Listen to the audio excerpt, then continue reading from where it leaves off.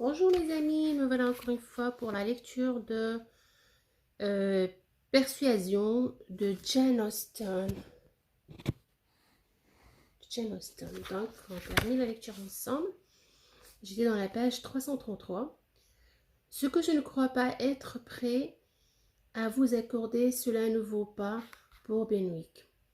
Il n'a pas été requis par une activité quelconque. La paix l'a obligé à mettre sac à terre au même moment, et depuis, il a toujours partagé notre existence à l'intérieur de notre petit cercle de famille. C'est vrai, Diane, c'est tout à fait vrai. Je ne m'en souvenais plus, mais qu'en dire alors, capitaine Harville?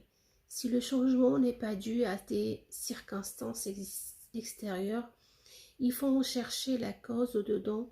Ce doit être la nature même de l'homme qui, dans le cas du capitaine Benwick, a produit cet effet. Non, non, ce n'est pas la nature de l'homme. Je n'admets pas qu'il soit davantage dans la nature de l'homme que dans celle de la femme, d'être d'être inconstant et d'oublier qu'il en aime ou qu'il en a aimé. C'est le contraire qui est vrai. Je suis persuadée qu'il existe une analogie profonde entre la solidité du corps et la vigueur de l'esprit. Notre carcasse est la plus forte et nos sentiments aussi offrent plus de résistance. Ils sont capables de supporter les épreuves les plus dures, de défier les pires coups de chien. Vos sentiments ont peut-être plus de force, répondit Anne, mais pour rester que l'analogie vous m'autoriserez à vous dire que les nôtres sont les plus tendres. L'homme est plus robuste que la femme, mais ne vit pas plus longtemps. Ce qui précisément justifie l'idée que je me fais de la nature de leurs attachements. Non, vraiment, vous seriez trop à plaindre s'il en était autrement. Vous avez des difficultés, des privations, des dangers en nombre suffisant, avec quoi vous débattre. Vous êtes toujours à la peine, en but, et à tous les périls, soumis à toutes les fatigues. Votre foyer, votre pays, vos amis, il vous faut les quitter. Pas de temps de bien-être, de vie, qui soit véritablement vôtre. D'une voix brisée, ce serait insupportable s'il fallait ajouter à tout cela des sentiments comme ceux d'une femme. Le capitaine Harville commençait à dire: nous ne serions jamais d'accord là-dessus, quand un léger bruit attira leur attention sur la partie de la salle où, jusque-là, le capitaine Wentworth se tenait parfaitement, quoi. Il ne s'agissait de rien de plus que de la chute de son porte-plume. Mais Anne eut un sursaut imaginé, et elle eut de bonnes raisons de supposer que si l'objet était tombé, c'était parce qu'il s'était occupé d'eux, s'était efforcé de recueillir le sang dont elle n'aurait pas pensé qu'il pût les entendre. As-tu fini ta lettre? Demanda le capitaine Harville. Pas tout à fait. Encore une ou deux phrases. J'en aurai terminé dans 5 minutes. Pour ma part, je ne suis pas pressé. Je serai prêt sitôt que tu le seras. Avec un sourire en Jackson Dan, j'ai trouvé un bon endroit pour jeter l'ancre. Je suis bien avitaillé. Je ne manque de rien. Je ne suis pas impatient d'entendre ton signal. Baissant la voix.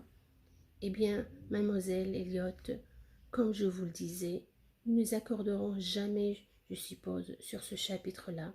Un homme et une femme n'y parviendraient pas, sans doute, mais permettez-moi de vous faire observer que toutes les histoires vous, sont contre vous. Tous les récits en prose et en vers, Si j'avais la mémoire de Benwick, je vous alignerais 50 citations en un clin d'œil qui plaideraient en ma faveur dans cette discussion. Je ne crois pas de ma vie avoir ouvert un livre qui n'avait rien à dire sur le sujet de l'inconstance des femmes. Chansons, proverbes parlent tout de leur humeur, volage, mais oh, voilà. Mais peut-être m'opposerez-vous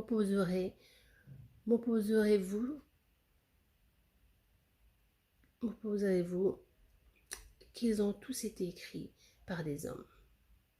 Qu'ils ont tous été écrits par des hommes. Voilà. Peut-être, en effet, oui, s'il vous plaît, ne vous appuyez pas sur des exemples pris dans les livres. Les hommes ont pleinement utilisé l'avantage qu'ils avaient sur nous de raconter l'histoire de leur façon.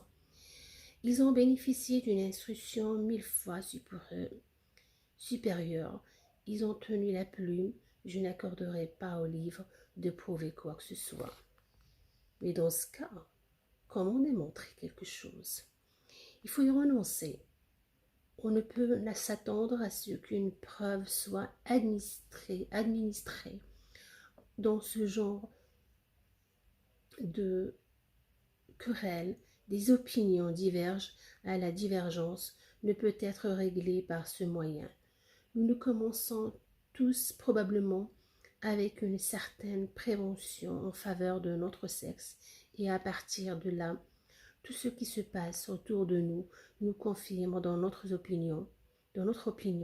Beaucoup de ces situations peuvent être les exemples qui nous semblent les plus frappants, étant précisément d'une nature telle qu'on ne peut en faire état sans trahir un secret ou de quelque manière dévoiler ce qui doit rester caché.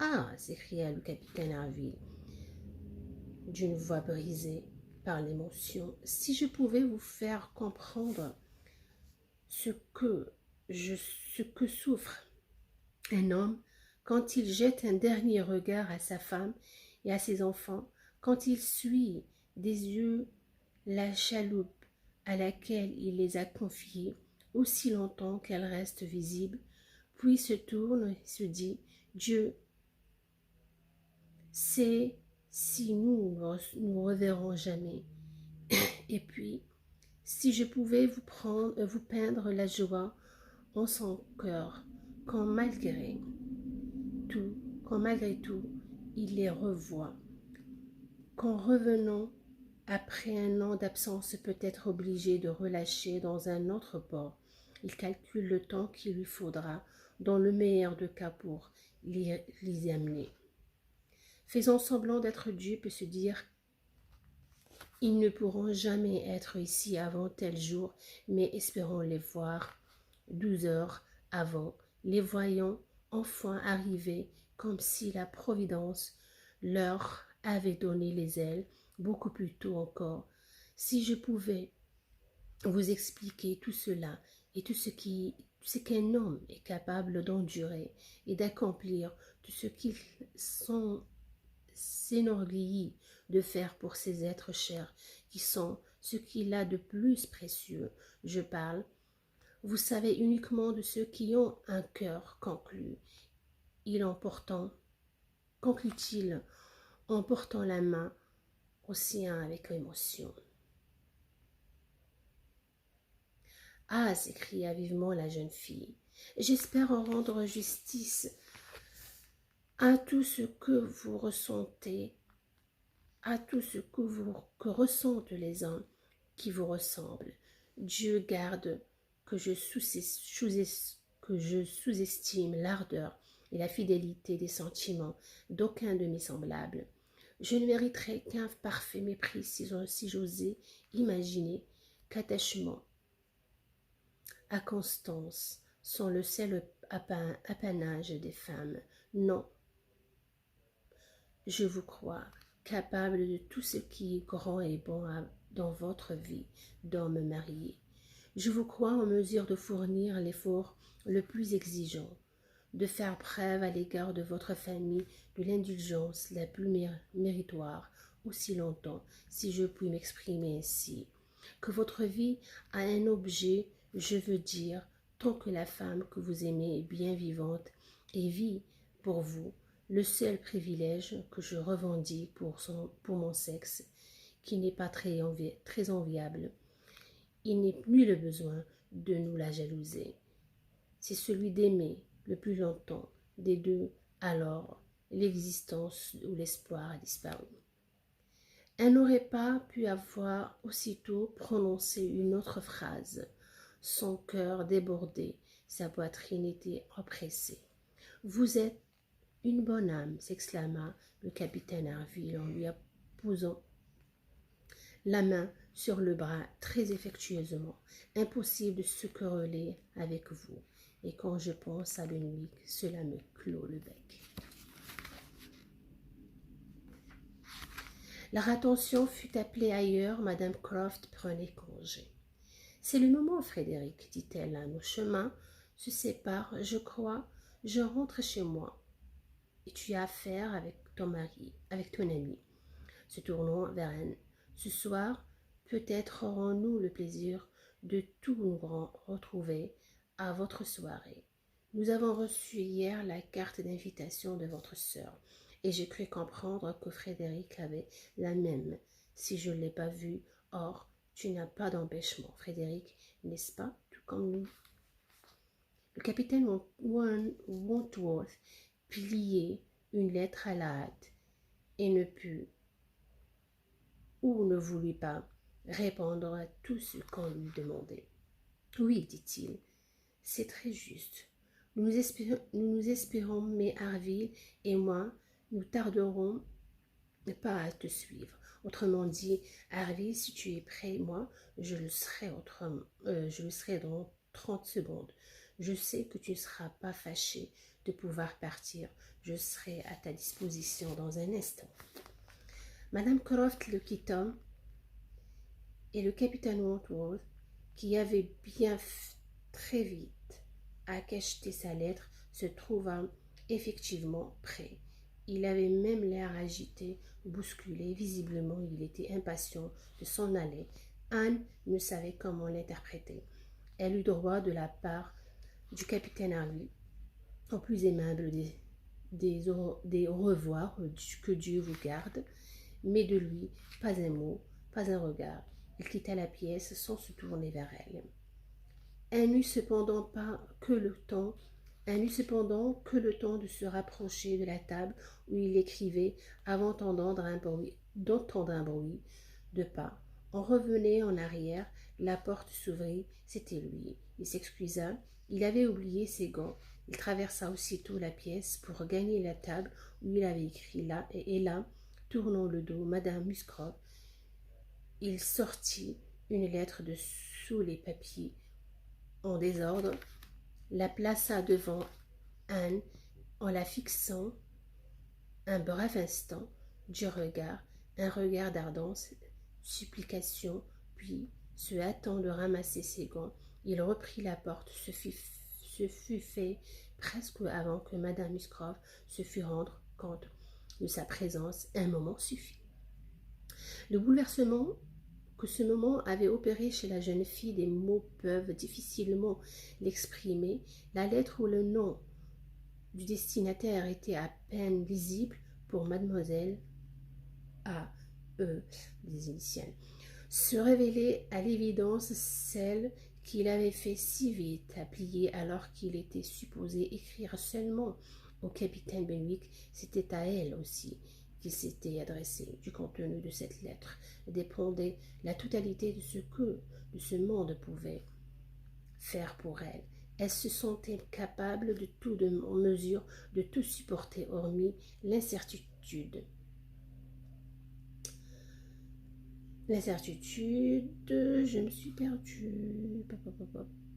Alors, se sentit capable de tout en mesure de supporter, hormis l'incertitude.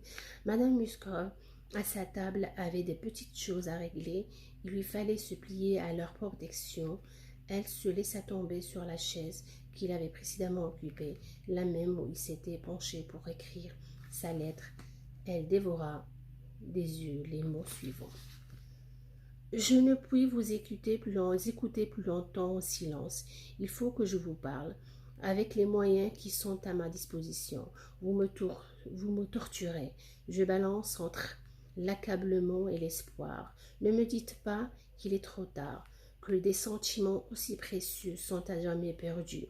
Je me suppose à vous de nouveau, avec un cœur qui vous appartient plus encore que lorsque vous allez faillir. Vous avez failli le briser il y a 8 ans et demi. Ce n'est pas vrai. L'homme n'oublie pas plutôt la femme, plutôt que la femme. Son amour ne connaît pas une fin précoce. Je n'ai jamais aimé que vous. Injuste, oui, j'ai pu l'être. J'ai été faible et rancunier, mais inconstant jamais. C'est pour vous seul que je suis venu abattre. C'est pour vous seul que je médite, que j'échafaude des projets. Ne vous en êtes-vous pas aperçu? Comment auriez-vous ne pas comprendre mes souhaits? Je n'aurais pas même attendu la fin de ces 10 jours si j'avais pu lire dans votre cœur comme je crois que vous avez lu dans le mien. Ma main tremble à chaque instant. J'entends quelque chose qui me bouleverse. Vous baissez la voix, mais j'en distingue les accents quand d'autres n'y parviendraient pas. Excellent cœur, ange de bonté, vous nous rendez pleinement justice. Vous êtes convaincu qu'on trouve parmi les hommes un attachement, une constance auquel on peut se fier. Croyez que cette fidélité est des plus ferventes, des plus indéfectibles en ce qui concerne F. W. Je dois partir sans connaître mon sort, mais je reviendrai ici, oui, où je suivrai des gens avec lesquels vous partirez aussitôt que possible. Un mot, un regard suffiront pour décider si j'entre chez votre père ce soir ou plus jamais. Voilà, donc je vous laisse dans cette page 336 et je ne vous lirai pas la suite, je vous laisse la découvrir. Donc, Jane Austen, Persuasion. Est-ce que Anne va enfin rencontrer ou se réconcilier avec Wentworth? Bonne lecture!